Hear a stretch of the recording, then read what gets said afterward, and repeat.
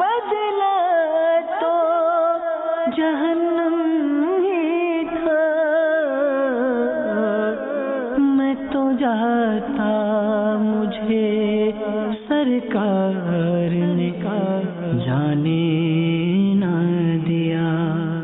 الحمدللہ رب العالمین والصلاة والسلام على سید الانبیاء والمرسلین،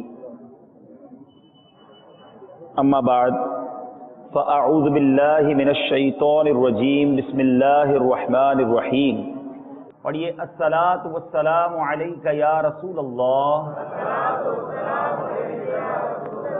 وعلی آلک واصحابک یا حبیب اللہ، الصلاۃ والسلام علیک یا نبی اللہ وعلی آلک واصحابک یا نور اللہ، نویت سنت الاعتکاف۔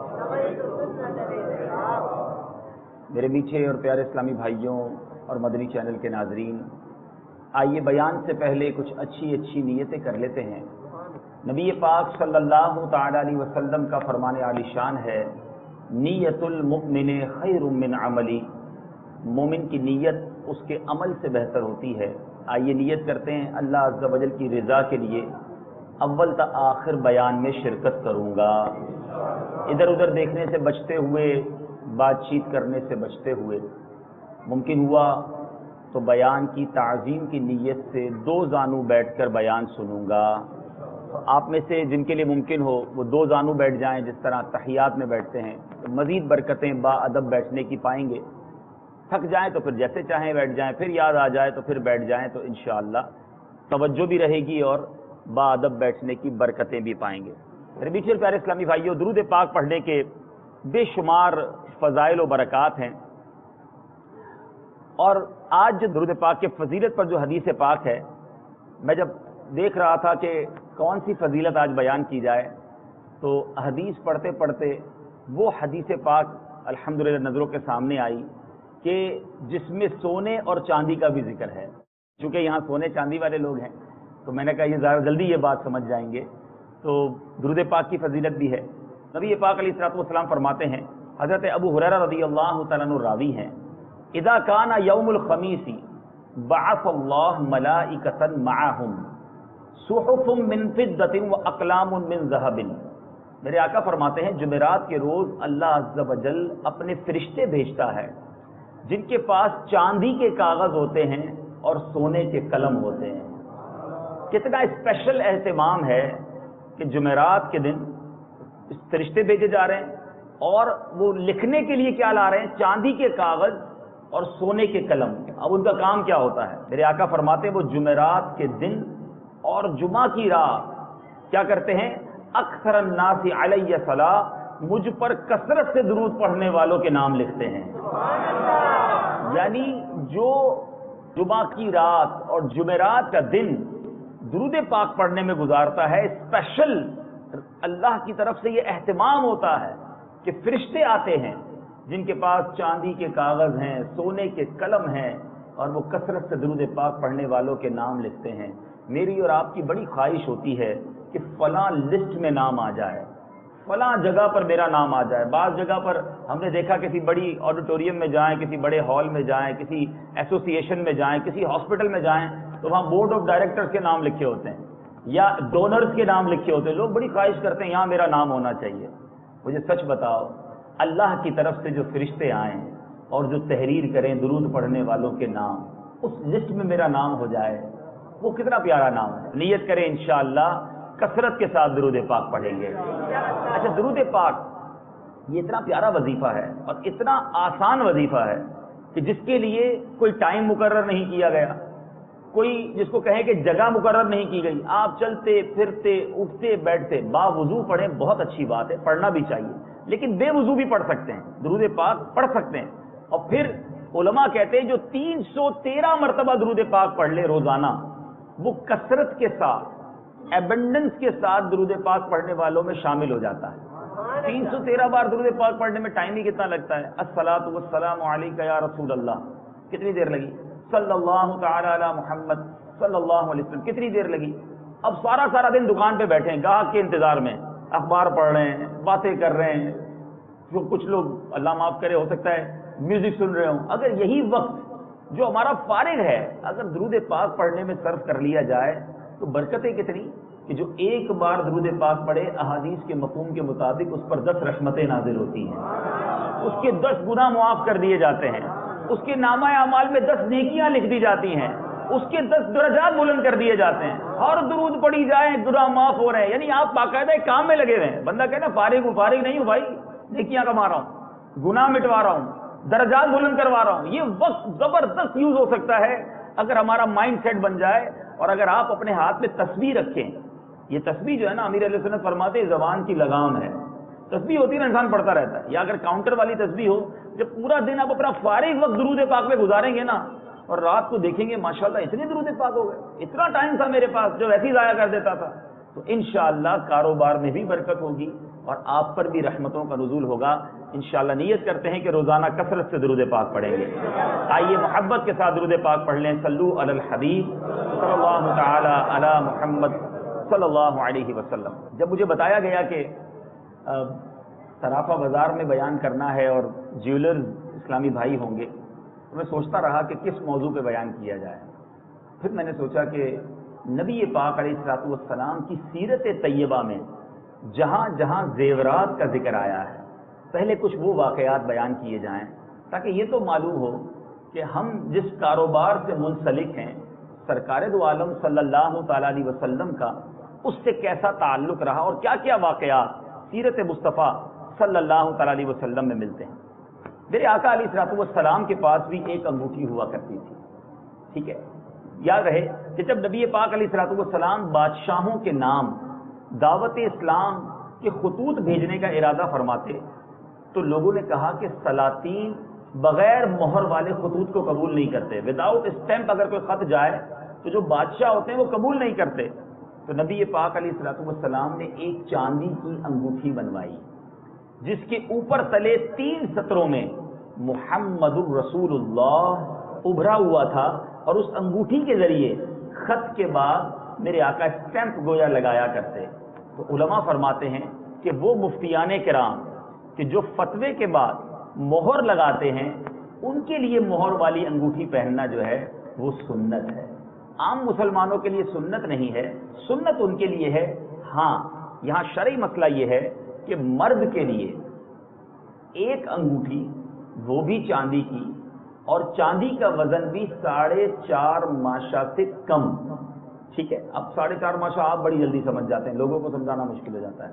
اچھا، اور اس میں بھی ایک نگینہ ہو، ایک سے زائد پتھر بھی نہ ہو، بغیر پتھر والی بھی نہ ہو. پتھر کا وزن چاہے جتنا بھی ہو لیکن چاندی جو ہے انگوٹھی 4.5 ماشا سے کم ہو، یہ مرد کو جائز ہے.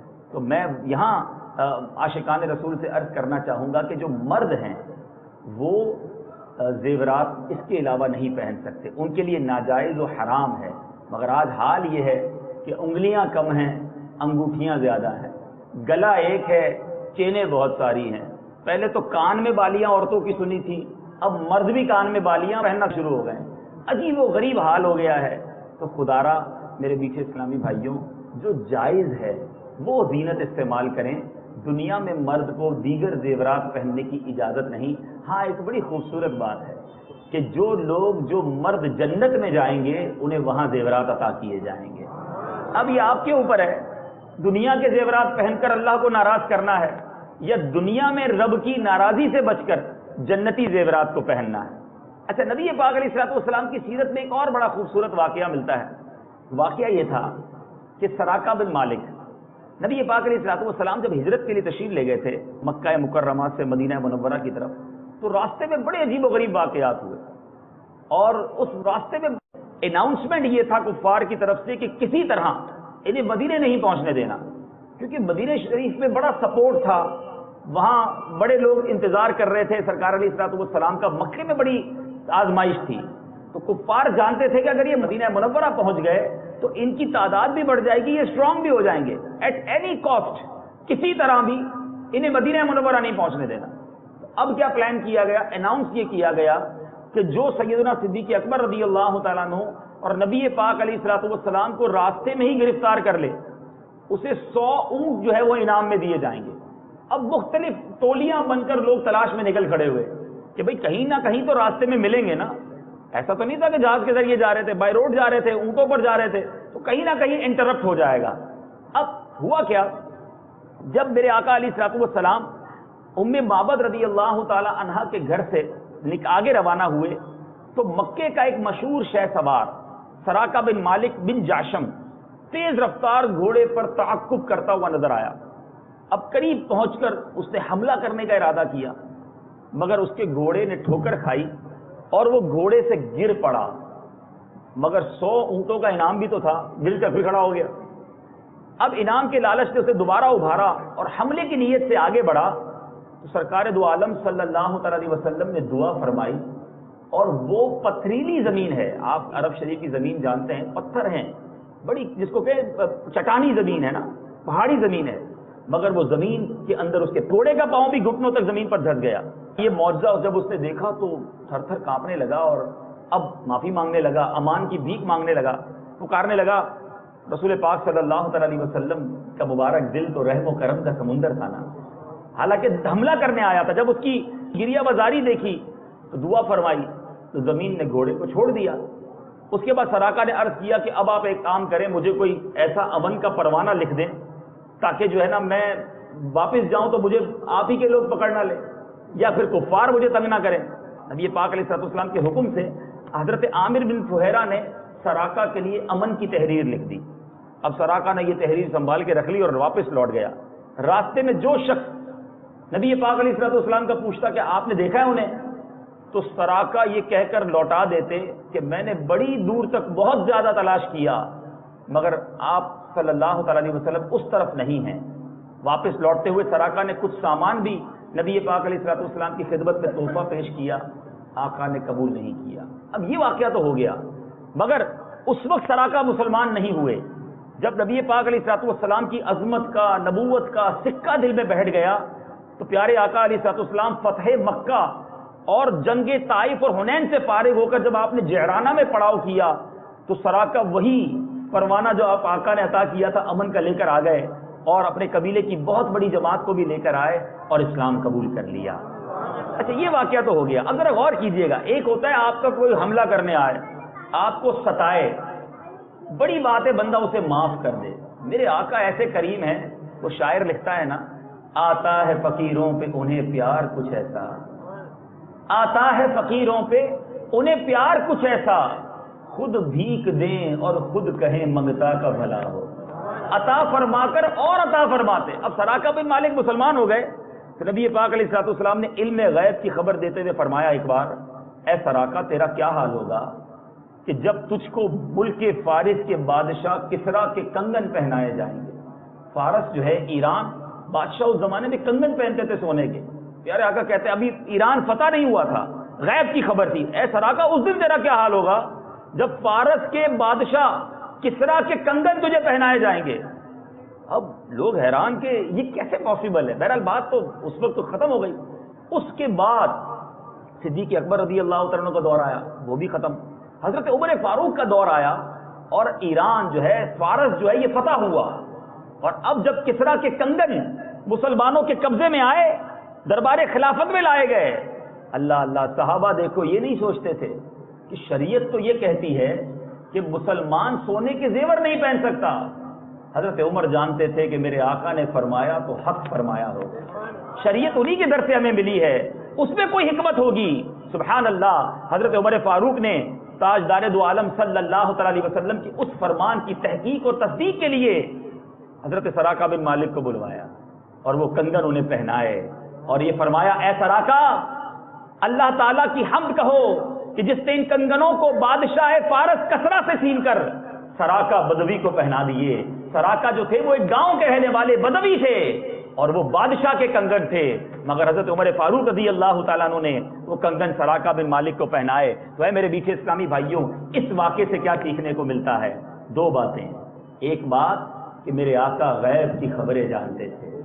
ابھی تو ایران فتح نہیں ہوا تھا نا، ایران فتح بھی ہوگا، کنگن بھی ملیں گے اور سراقہ بن مالک کو پہنائے جائیں گے۔ کئی سالوں بعد یہ ہوا اور دوسری بات صحابہ کا عقیدہ دیکھو کہ وہ جانتے تھے جو آقا فرما دے وہی شریعت ہے، آقا کا جو فرمان ہے وہی حکم ہے، یقیناً شریعت کے تقاضے ہیں، مگر میرے آقا بانی شریعت ہیں، جو فرما دیں، کسی کے لیے کوئی چیز جائز کر دیں وہ جائز ہو جاتی ہے۔ یہ نبی پاک علیہ الصلوۃ والسلام کو رب نے قدرت عطا فرمائی۔ بہرحال میرے میٹھے اور پیارے اسلامی بھائیوں، بات چل رہی ہے سیرت مصطفیٰ صلی اللہ تعالی علیہ وسلم اور زیورات کی، کیونکہ جویلر مارکیٹ میں ہمارا یہ بیان ہو رہا ہے۔ ایک اور بڑا شاندار واقعہ جس میں بڑی عبرت بھی ہے اور سبق بھی ہے۔ ایک بار حضرت عبداللہ ابن عباس رضی اللہ تعالیٰ عنہ سے روایت، رسول پاک صلی اللہ تعالی علیہ وسلم نے دیکھا کہ ایک شخص کو دیکھا وہ سونے کی انگوٹھی پہنے ہوئے ہیں۔ تھوڑی دیر پہلے میں نے عرض کیا تھا کہ مرد کو سونے کی انگوٹھی پہننے کی اجازت نہیں،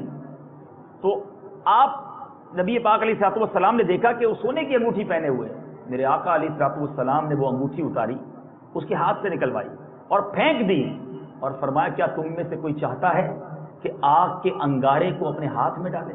یہ مشکات شریف کی حدیث ہے، تمام نوجوانوں تمام مردوں کے لیے یہ پیغام ہے۔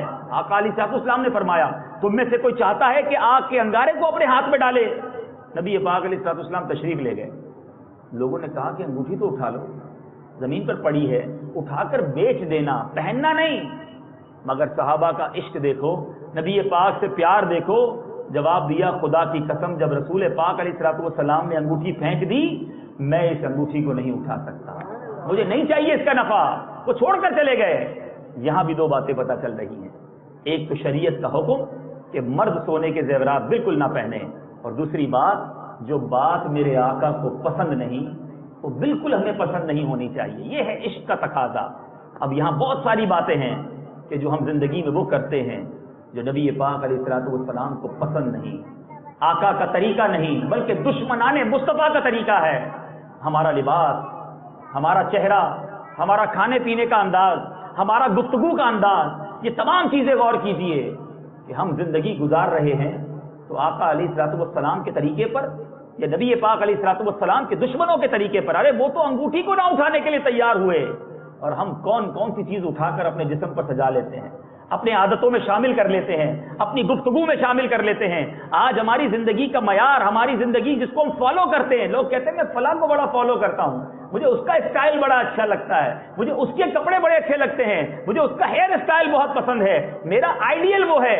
اپنے بیڈ روم میں، اپنے پرس میں، اپنے کمپیوٹر پہ ان لوگوں کی پکچرز لگاتے ہیں، کہتے ہیں میں اس کو بڑا پسند کرتا ہوں۔ ارے کیا مسلمان ہو کر، غلام مصطفیٰ ہو کر کسی اور کو کوئی پسند کر سکتا ہے؟ ارے زندگی گزارنے کے لیے اگر کوئی آئیڈیل بنانا ہے تو قرآن کہتا ہے کہ ہم نے رسول پاک علیہ الصلوۃ والسلام کی زندگی کو تمہارے لیے بہترین نمونہ بنایا۔ اگر ہمیں بنانا ہے، کسی کو ماڈل بنانا ہے، آئیڈیل بنانا ہے، تو اے مسلمانوں فقط نبی پاک علیہ الصلوۃ والسلام کی ذات ہے۔ اور امام عشق و محبت اعلیٰ حضرت ہمیں خوب سمجھا رہے ہیں کہ دیکھو اگر زندگی گزارنی ہے، کسی کو آئیڈیل بنانا ہے، کسی کو فالو کرنا ہے تو کس کو کرنا ہے؟ سبحان اللہ، امام عشق و محبت لکھتے ہیں انہیں جانا، انہیں مانا، نہ رکھا غیر سے کام۔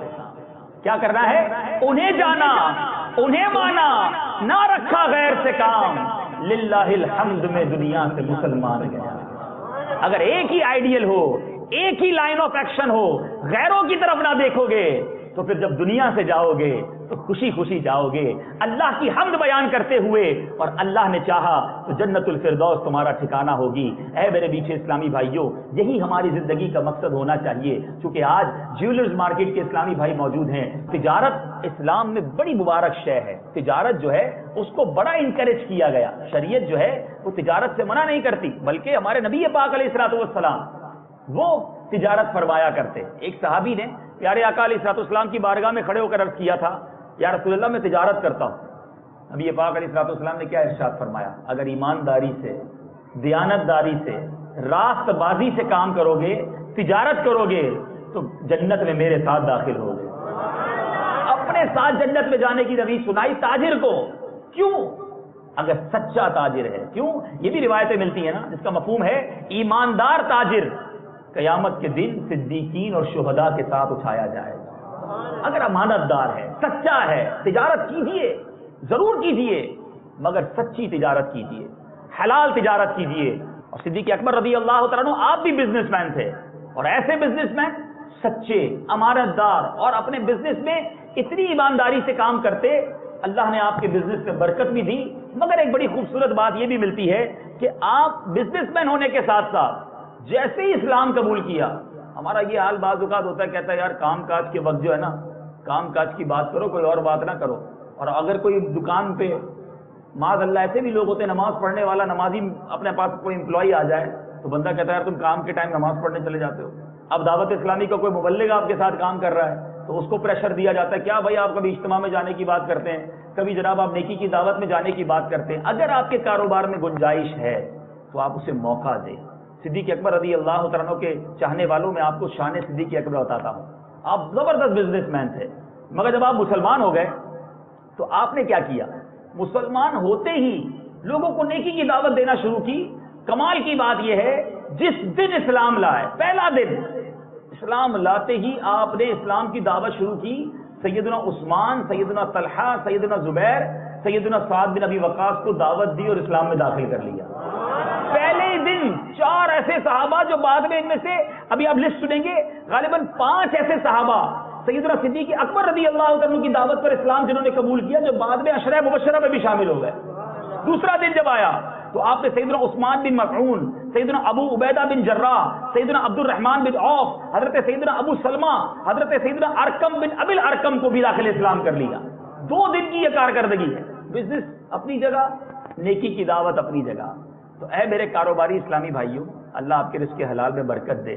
آپ ضرور رزق حلال کمائیں، مگر ساتھ ساتھ مسجد کا رخ بھی کریں، نمازوں کی پابندی بھی کریں، جب جب موقع ملے نیکی کی دعوت بھی دیں. کیونکہ آپ کے پاس بہت سارے گاہک الگ الگ شہروں سے، الگ الگ علاقوں سے آتے ہیں. کیا ہی اچھا ہو کاروبار کے ساتھ ساتھ آپ کو انہیں نیکی کی دعوت بھی دے دیا کریں. اب آپ کہیں جناب ہم نیکی کی دعوت کیسے دیں، ہمیں تو آتی نہیں نیکی کی دعوت دینا. تو کوئی بات نہیں، آپ ایسا کریں کہ اپنی دکان پر آپ کچھ ایسے رسالے رکھ لیں. مکتبۃ المدینہ کے بڑے پیارے پیارے رسالے موجود ہیں، چھوٹے چھوٹے 5-10 روپے کا رسالہ مل جاتا ہے. اب اگر آپ 50,000 کا سونے کا سیٹ بیچ رہے ہیں اور 10 روپے کا ایک رسالہ بھی دے دیں گے تو اس میں تو کوئی نقصان نہیں ہے نا، نیکی کی دعوت ہو جائے گی. کیا پتا آپ کا کاروبار ہو نہ ہو، ایک رسالہ دینے سے اگلا نمازی بن جائے، یہ کاروبار تو برا نہیں ہے نا. مجھے ایک واقعہ یاد آیا، ہمارے ایک اسلامی بھائی کی عادت تھی، وہ کیا کرتے تھے، ان کی کپڑے کی دکان تھی، لیڈیز کپڑے کی دکان تھی. وہ ہر کپڑے کے سوٹ کے ساتھ ایک رسالہ دے دیا کرتے تھے. وہ سوچتے تھے 100 روپے کماتا ہوں، چلو 90 کماؤں گا، 10 روپے کا رسالہ بھی چلا جائے گا. تھوڑے دنوں کے بعد ایک اسلامی بہن ان کی دکان پر آئیں، پردے کے اندر، نقاب بھی جو شرعی پردہ ہے اس کے ساتھ، اور آ کر انہوں نے بتایا کہ میں آپ کی دکان پر کچھ دنوں پہلے کپڑا لینے آئی تھی، آپ نے ایک رسالہ اس کپڑے کے ساتھ ہمیں دیا تھا، میں نے وہ رسالہ پڑھا اور میں نے پردہ کرنا شروع کر دیا. اب سچ بتاؤ، یہ کاروبار کے ساتھ ساتھ یہ نیکی کی دعوت اچھی چیز نہیں ہے؟ اگر مہینے کے 500 700 1000 روپے کے اگر رسالے یوں تقسیم بھی ہوتے رہیں. اور میرے میٹھے اور پیارے اسلامی بھائیوں، یہاں میں ایک اور بات عرض کرنا چاہوں گا، کیونکہ جیولرز مارکیٹ ہے، اس کام میں بہت ساری چیزیں ایسی داخل ہو جاتی ہیں جو شرعاً درست نہیں ہیں. خدارا اپنے بزنس کو چیک کیجئے. بالخصوص یہاں پر جھوٹ بہت بولا جاتا ہے، بالخصوص اس مارکیٹ کے اندر ملاوٹ بہت کی جاتی ہے، بالخصوص اس مارکیٹ کے اندر جو ہے وہ سود کا بہت زیادہ عمل دخل ہو جاتا ہے. یہاں بعض اوقات قرض بیچارہ کوئی غریب لینے آئے، اس کو کوئی قرض دینے کے لیے تیار نہیں ہوتا، اور قرض دینے کے لیے اسے کوئی نہ کوئی اوپر جو ہے وہ رقم ہی دینی پڑتی ہے.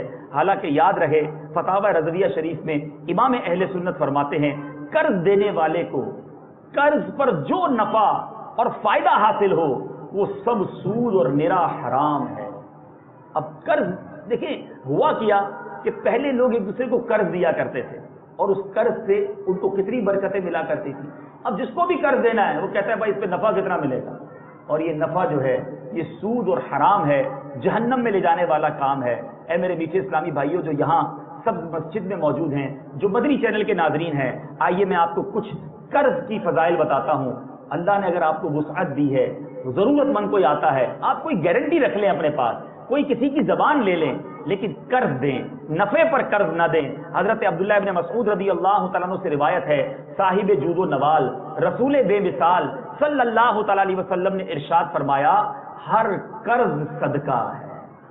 اسی طرح حضرت سیدنا انس رضی اللہ تعالیٰ عنہ سے مروی ہے کہ نبی پاک علیہ الصلوۃ والسلام نے ارشاد فرمایا میں نے شب معراج جنت کے دروازے پر لکھا ہوا دیکھا کہ صدقے کا ثواب 10 گنا اور قرض دینے کا ثواب 18 گنا ہے.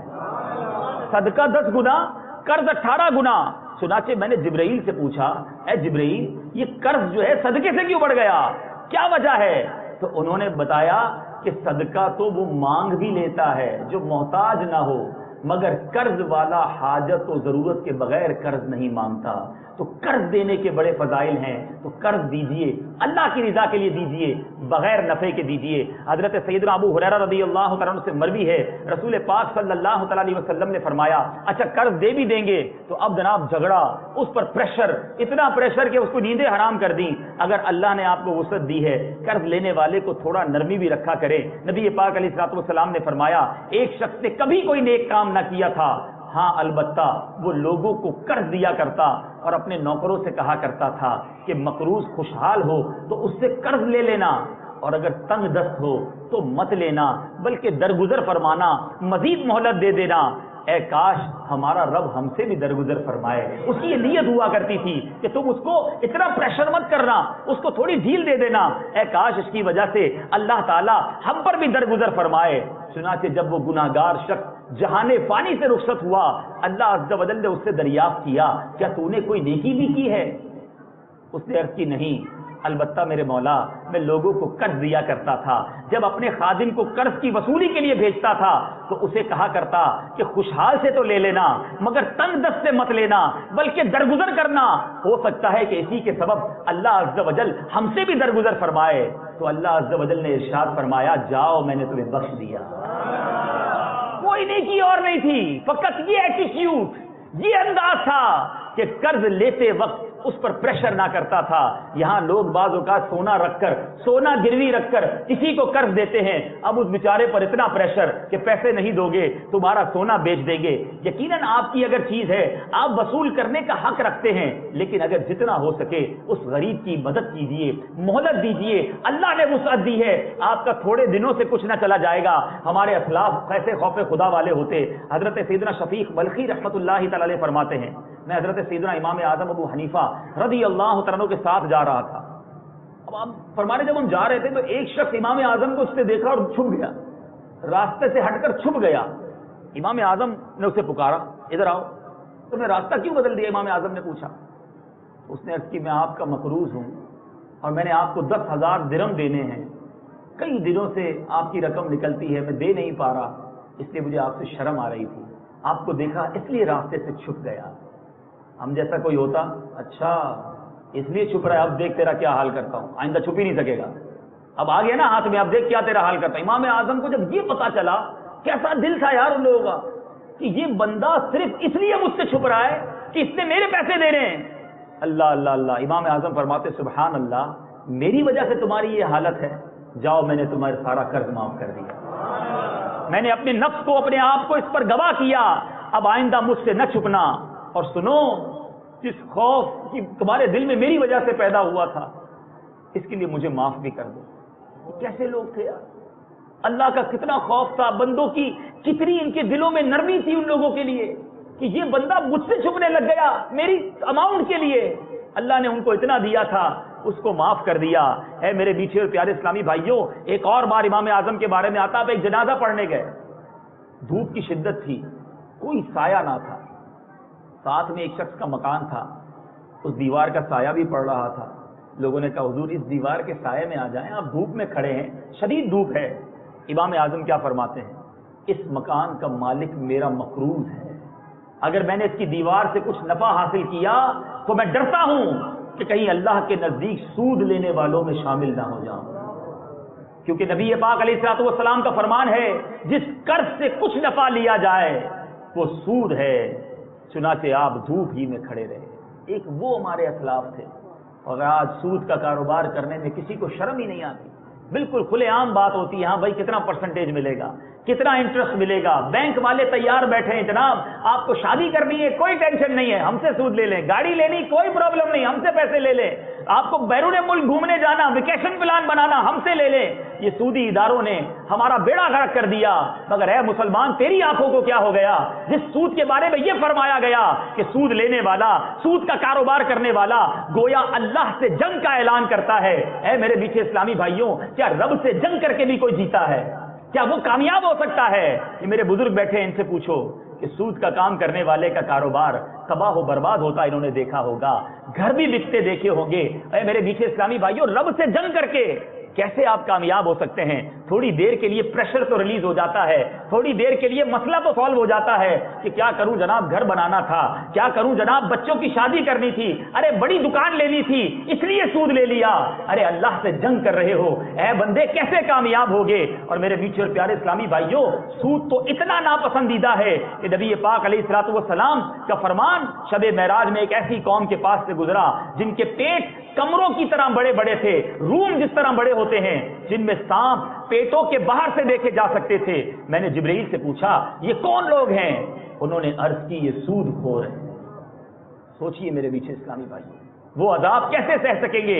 इसी तरह ऐसे लोग भी सोचें जो खुद सूद का काम नहीं करते मगर ऐसे कारोबार में शामिल हो जाते हैं जहां सूद का कारोबार होता है। नबी पाक अलैहिस्सलातु वस्सलाम ने फरमाया, सूद खाने वाले, खिलाने वाले, उसकी तहरीर लिखने वाले और उसके गवाहों पर लानत की और फरमाया ये सब गुनाह में बराबर हैं। तो ऐसा काम भी ना करें, ऐसे लोगों के साथ भी काम ना करें जो सूद का कारोबार करते हैं। और मेरे मीठे और प्यारे इस्लामी भाइयों, और सूद कितना बुरा है, ऐसी हदीस पाक के सुने तो लर्जा तारी हो जाए। मेरे आका फरमाते हैं, बेशक सूद के 72 दरवाजे हैं, इनमें से कम तरीन ऐसे हैं जैसे कोई मर्द अपनी मां के साथ बदकारी करे। मां के साथ बदकारी की मिसाल देकर समझाया गया कि सूद का कमतर जो दर्जा है वो ये है। जरा सोचिए, एक और बार नबी पाक अलैहिस्सलातु वस्सलाम ने फरमाया, सूद के 70 दरवाजे हैं, इनमें से कमतर ऐसा है कि जैसे कोई मर्द अपनी मां से बदकारी करे। खुदारा सूद के करीब ना जाइए, अल्लाह पर भरोसा रखिए, वो रब आपको जरूर अता फरमाएगा। हलाल उसने हमारे मुकद्दर में लिखा है। अरे बचपन से एक बात सुनते आ रहे हैं, दाने दाने पे लिखा है खाने वाले का नाम। ये यकीन क्यों नहीं होता कि मैं सब्र करूंगा तो मुझे हलाल भी मिलेगा? ये हराम के लुक़मे कहीं बर्बाद ना कर दें। आज हमारे बहुत सारे इस्लामी भाई कहते हैं कि मैं जनाब बड़ी परेशानी में हूं, दुआएं कबूल नहीं होती, मसाइल हल नहीं होते, बीमारियां दूर नहीं होती।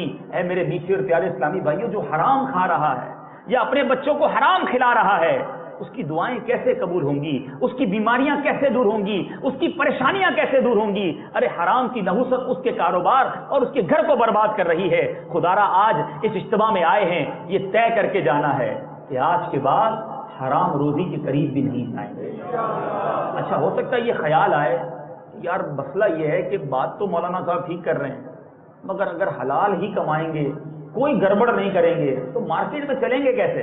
वो बराबर वाला झूठ बोलकर माल खरीद लेता है। हमारे पास जब आता है बंदा जेवर बेचने, हम उसे बता देते हैं ये मसला है, ये मसला है, तो वो देता नहीं है। बराबर वाला बिल्कुल झूठ बोलकर ले लेता है और बराबर वाला मिलावट करके बेच देता है। तो मार्केट को कंपीट कैसे करेंगे? मार्केट में खड़े कैसे रहेंगे? मुझे एक बात बताइए, रिस्क मार्केट वालों ने देना है या रब ने देना है? अल्लाह ने देना है। रज़्ज़ाक़ तो वही है। आओ मैं आपको आपके रब का कलाम सुनाता हूँ। अल्लाह कुरान मजीद में इरशाद फरमाता है, वमन यत्तक़िल्लाह यजअल लहू मख़रजा व यरज़ुक़हु मिन हैसु ला यहतसिब वमन यतवक्कल अलल्लाहि फहुव हस्बुह। सुनो, अल्लाह अपने कलाम में ऐलान कर रहा है, आज नियत अगर कर लोगे तो गैब के खजानों से मदद फरमाएगा। रब फरमाता है, जो अल्लाह से डरे अल्लाह उसके लिए नजात की राह निकाल देगा, राह निकालेगा रब। और रब फरमाता है, और उसे वहां से रोजी देगा जहां उसका गुमान ना होगा। आप सोच भी नहीं सकेंगे। आपको कई बार प्रैक्टिस हुई होगी कि आप दुकान बंद कर रहे होंगे, पूरे दिन में कोई काम नहीं हुआ होगा, अचानक एक ग्राहक दौड़ा दौड़ा आता है, रुको रुको आपसे एक काम है, और वो काम पूरे दिन का बल्कि कई हफ्तों का हमें कारोबार मिल जाता है। हम हैरान हो जाते हैं, ये रिस्क कहां से आया? अरे ये मेरे मुकद्दर में लिखा था, मेरे रब ने भेजा है। जहां गुमान ना होगा वहां से वो अता फरमाएगा। और आगे कुरान में अल्लाह फरमाता है, जो अल्लाह पर भरोसा करे वो उसे काफी है। ارے بھروسہ تو کرو اپنے رب پر، یقین تو کرو کہ میرا مولا مجھے عطا فرمائے گا. پھر وہ دیکھو کیسے غیب کے دروازے کھولتا ہے. پرابلم یہ ہے ہمیں سب پر بھروسہ ہے، ہمیں مارکیٹ پر بھروسہ ہے، ہمیں گولڈ مارکیٹ کے ریٹ کے فلکچویشن پر بھروسہ ہے، ہمیں بڑے ڈیلرز کے کاروبار کے طریقے پر بھروسہ ہے. بھروسہ نہیں تو اپنے رب پر بھروسہ نہیں ہے. ارے رب پر بھروسہ کرنا سیکھ جاؤ. میں سچ ہی بولوں گا، میں ملاوٹ نہیں کروں گا، میں سود نہیں کماؤں گا، فقط ایک ایک لقمہ حلال کا لے کر اپنی دکان سے جاؤں گا. وہ رب تمہیں حلال عطا فرمائے گا اور زیادہ عطا فرمائے گا. مجھے ایک بات کا جواب دے دیجئے نا. ایک شخص جھوٹ بولتا ہے، ملاوٹ کرتا ہے، سود کا کام کرتا ہے، حرام کماتا ہے، پھر بھی گھر پیسے لے جاتا ہے، پھر بھی اسے روزی مل رہی ہے. کیا وہ حلال کمائے گا تو رب روزی بند کر لے گا؟ مجھے جواب دیجیے. میں رب کو ناراض کر کے کاروبار کر رہا ہوں، وہ مجھے دے رہا ہے، اور جب میں نے اسے راضی کرنا شروع کیا تو کیا وہ دروازہ بند کر دے گا؟ یہ پاسبل ہی نہیں ہے. یہ میرے دماغ کا فطور ہے. ارے میں جب رب کو راضی کرنے چلوں گا تو وہ غیب کے دروازے کھولے گا، وہ اور عطا فرمائے گا. اے میرے میٹھے اور پیارے اسلامی بھائیوں، اصل مسئلہ پتہ ہے کیا ہے؟ ہم لوگوں نے برکت کو ہم نے کوانٹٹی سے ملا دیا ہے کہ جس کے پاس زیادہ پیسے، جس کی دکان زیادہ بڑی، جس کے پاس زیادہ تولے سونا. مجھے کسی نے بتایا کہ جیولر جو ہے نا اپنی جو آمدنی ہے یا اپنا ایسٹس بھی جو ہے وہ سونے کو ہی گنتے ہیں، وہ پراپرٹی کو نہیں گنتے. اتنے تولے کا ہم نے گھر لیا تھا، اتنے تولے کی گاڑی لی تھی، اور اتنے تولے ہمارے پاس، اتنے کلو ہمارے پاس ہیں. اپنی پراپرٹی کو بھی سونے سے ہی گنتے ہیں. چلو ٹھیک ہے بھائی، آپ گنیے. لیکن ہم نے معیار یہ بنایا کہ اتنے کلو یا اتنے تولا سونا، وہی پیسے والا، وہی خوشحال. یہ بے وقوفی ہے. میں آپ سے سوال کرتا ہوں، ایک شخص کے پاس کروڑوں روپے ہے، بہت سارا بینک بیلنس، اور روزی حرام کی ہے، گھر جاتا ہے تو سکون نہیں ہے، طرح طرح کی بیماریاں لگی ہوئی ہیں، بچے نافرمان، گھر میں لڑائی جھگڑے، سکون نام کو نہیں. ٹینشن یہ کہ فلاں پیسے نہ کھا جائے، ٹینشن یہ کہ میں اغوا نہ ہو جاؤں، ٹینشن یہ کہ پرچی نہ آ جائے. اسی ٹینشن میں پیسے بھی بہت سارے ہیں. سچ بتاؤ، یہ برکت والا ہے یا جس کے پاس تھوڑے پیسے، چھوٹی سی دکان سرافہ بازار کے کسی کونے میں بیٹھا ہے، مگر گھر جاتا ہے تو سکون سے سوتا ہے، فقط حلال کماتا ہے، گھر میں سب صحت مند ہیں، بچے فرما بردار ہیں، لڑائی جھگڑا کوئی نہیں ہے، نماز کا پابند ہے، بڑی آسانی سے جناب نیکی کے کاموں میں بھی مصروف ہو جاتا ہے. اصل برکت والا کون ہے؟ یاد رکھیں، برکت جو ہے نا وہ کوانٹٹی کا نام نہیں ہے، برکت کوالٹی کا نام ہے کہ میری لائف اسٹائل کیسی ہے، میں سکون میں ہوں کہ نہیں، میں خوش ہوں کہ نہیں. ارے پیسہ بہت ہو جائے اور برکت ہی نہ ہو، ٹینشن ہی ٹینشن ہو، پریشانیاں ہی پریشانیاں ہو، کس کام کا پیسہ؟ سونا کھائیں گے کیا؟ نوٹیں کھائیں گے کیا؟ ارے وہ پیسے والا بھی 2 روٹی کھاتا ہے اور تھوڑا کمانے والا بھی 2 روٹی کھاتا ہے، مگر وہ تھوڑا کمانے والا، حلال کمانے والا سکون کی نیند سوتا ہے. کوانٹٹی کے پیچھے مت بھاگو، اللہ کی رضا کو تلاش کرو. حرام بہت جمع کر لو گے، جواب کیسے دو گے قیامت کے دن؟ یاد رکھو، امام غزالی فرماتے ہیں 4 قسم کے لوگ قیامت کے دن آئیں گے، 4 قسم کے لوگ لائے جائیں گے. ایک وہ آئے گا جس نے حرام کمایا ہوگا، حرام خرچ کیا ہوگا، ارشاد ہوگا اسے جہنم میں ڈال دو. دوسرا لایا جائے گا جس نے حلال کمایا ہوگا. سنو، حلال کمانے والا بھی غلطی کرتا ہے اور حرام میں خرچ کیا ہوگا، حکم ہوگا اسے بھی جہنم میں ڈال دو. بعض لوگ بڑی مشکل سے حلال کما بھی لیتے ہیں مگر برے کاموں میں خرچ کرتے ہیں، حکم ہوگا جہنم میں ڈال دو. تیسری کیٹیگری، اس میں بہت سارے ہم جیسے لوگ بھی ہوتے ہیں اور اللہ بچائے. وہ کیا کیٹیگری ہے؟ جو حرام کماتے ہیں اور حلال پر خرچ کرتے ہیں.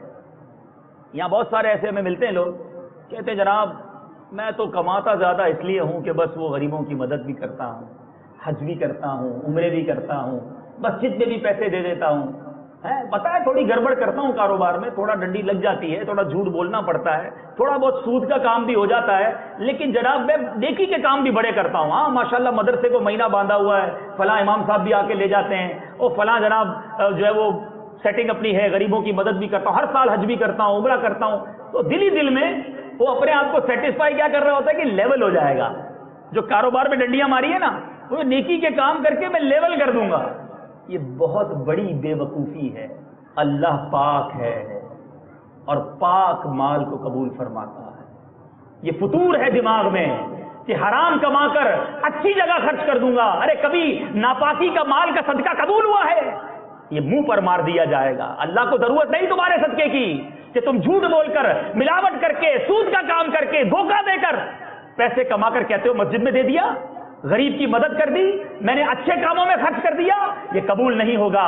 امام غزالی فرماتے ہیں وہ تیسرا شخص جس نے حرام کمایا ہوگا، حلال میں خرچ کیا ہوگا، حکم ہوگا اسے بھی جہنم میں ڈال دو۔